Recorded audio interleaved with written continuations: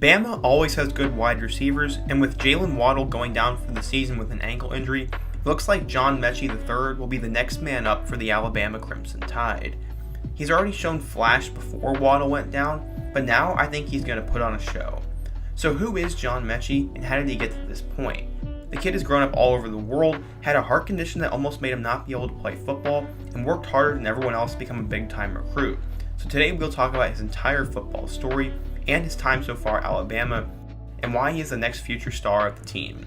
But first, if you love college football, be sure to hit that subscribe button and turn on post notifications so you never miss another upload. Be sure to give the video a like, comment your thoughts, share it with your friends, and stay until the end so it helps the video get in the algorithm so my channel can do better and I can make you guys more videos. Let me know who I should do next down in the comment section, and now let's get started with the rise of John Metchie. Believe it or not, John Metchie was actually born all the way across the world in Taiwan, and he even moved to Ghana before he finally made his way to Canada when he was 6 years old. His brother played football before him, and he started to fall in love with the game as a kid. He was really good as a kid, was a better athlete than everyone else, and a lot of people saw potential in him. So when he was in 8th grade, he had a big time decision to make. A decision that he would have to make that would change his future. He had to decide between staying in Canada or going to America for high school. He knew the journey for a Canadian to make it to football's top level would be a long one, and his odds were definitely not in his favor. He ultimately chose to leave for America, though, to chase after his dreams of playing professional football, and he made that choice. But in 2014, it almost all ended. Metchie was playing wide receiver when the ball hit him in the chest, and he immediately noticed his heart started to beat hard. He had to wait to be checked out because of the swelling in the area, and the examination discovered that he had an enlarged heart that was causing murmurs. Metchie was sidelined for the rest of his freshman season, and this was terrifying for him. And he did not know what was going to happen for the rest of his football future. With the rest of his family living 8 hours away from his hometown in Toronto, he admits not having his loved ones around him for the recovery process was very tough. Over the summer of 2015, though, he was cleared to play, and he worked on his conditioning to get back in shape. He spent countless hours on the field and in the weight room, where he developed a work ethic so many coaches and teammates rave about. While his friends were playing games or hanging out, he was working hard, and he was in the weight room getting better. For a while, he was an unknown recruit, but he outworked everyone and became a big-time college prospect by the time he was an upperclassman. His trainer had this to say, quote, "He's the type of kid that coaches dream of having in their program. If you came to practice and you had never met him before or never seen what he looks like, you would know exactly who he is because he stands out like a sore thumb. There's a reason he has the offers that he has. His potential is limitless." St. James, the private boarding school in Maryland that Metchie attended, was never known for football or even athletics in general. That didn't matter though, because he just wanted the opportunity to show he was one of the premier talents in all of high school football. Mission accomplished. In 4 seasons with the Saints, he amassed more than 1,300 rushing yards and 2,500 receiving yards for 42 touchdowns on offense, along with 10 interceptions and 19 pass deflections on defense. He was told he could play both sides of the ball, but he preferred playing offense.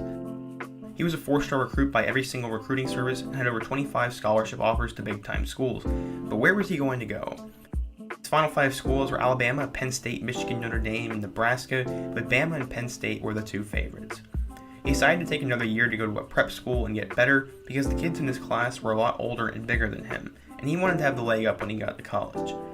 He ended up committing to Alabama, and he was going to get a chance to go to a premier program where he could play against the best competition and give himself the best chance of making his childhood dreams of making it to the NFL possible. According to 24/7 Sports, Metchie was listed as a 4-star recruit, the number 140 wide receiver, and the 275th best player in the class of 2019. The Canadian kid had somehow outworked everyone else to become a big-time college football prospect, and his dreams were going to come true. With Jerry Jeudy, Henry Ruggs, Devontae Smith, and Jalen Waddle ahead of him on the depth chart, it was going to be tough for Metchie to really play as a true freshman, but he would give it a shot. He didn't honestly do much, as he caught his first pass of the season in a win over Duke in the Chick-fil-A kickoff game. He caught a 5-yard pass against Arkansas, and then finished the season with a 17-yard catch versus Western Carolina. He didn't put up eye-popping numbers, as he only caught 4 passes for 23 yards, and he probably would have just been better off sitting out in my opinion. But there was a reason he did play. If you go all the way back to the 2019 Alabama Day game, he caught 5 passes for 133 yards and looked like a young star. So he had shown flash in the past, and Saban was a fan of him, and that's why he took the field as a freshman. But going into 2020, With Ruggs and Judy now in the NFL, they still had Devontae Smith and Jalen Waddle, and they would need a third guy to step up, and Metchie was ready for the opportunity. It was going to come down to Tyrell Shavers, Xavier Williams, Slade Bolden, and John for the position, but Shavers left for Mississippi State and Mike Leach, and then John beat out the other two guys, and he was going to get a chance for an expanded role. The Tide opened up the season with a game against Missouri, and we got a small glimpse of what he could do. He caught 2 passes for 42 yards in the blowout win over Missouri, and I remember watching him have those plays. Week 2 is where Metchie showed his real potential though. Against number 13 Texas A&M, he went off as he caught 5 passes for 181 yards and 2 touchdowns, and showed he had all the tools in the world to be a star for the team. He followed it up with 4 catches for 47 yards against Ole Miss in a game that was an offensive clinic. But how did he do under the lights? Against number 3 Georgia, he caught 3 passes for 50 yards and a touchdown against the elite dog defense, and he's becoming a true third option for Mac Jones and company. But things would change in his favor. Unfortunately, on the opening kickoff against Tennessee, star receiver Jalen Waddle injured his ankle. He went through an ambulance, and it was later confirmed he'd be out for the rest of the season, and he is likely done playing for Alabama as he is a projected first-round pick and is eligible for the 2021 draft. Metchie took this opportunity, and in his first game as a second option, he went off again. He caught a career-high 7 passes for 151 yards in their blowout win over the Vols. So why are people so high on Metchie? People say he has the body structure of Calvin Ridley, and a lot of fans also says he reminds them of Kevin Norwood. Jalen Waddle said, quote, "If the defender does not latch onto him, he is getting out of there. He creates a lot of space, especially coming off his routes. I think he's going to get a chance to showcase his speed in due time." That's high praise for his teammate. He's shown to be productive in an offense with so many established playmakers, and he makes the most of every touch he gets. He's shown flash of stardom against Texas A&M and Tennessee, and he has proved he can step into a bigger role if needed, and that's what he did against the Vols. I think he'll be the best wide receiver in Alabama in 2021, and he'll be the next great Tide receiver to make it to the NFL, but he's got a lot of work to do before that happens. I'm definitely super curious to watch how he does the rest of the year. I think he's going to be a huge factor in these next 5 to 8 games for Alabama. Yes, I think they're locked for the playoff at this point.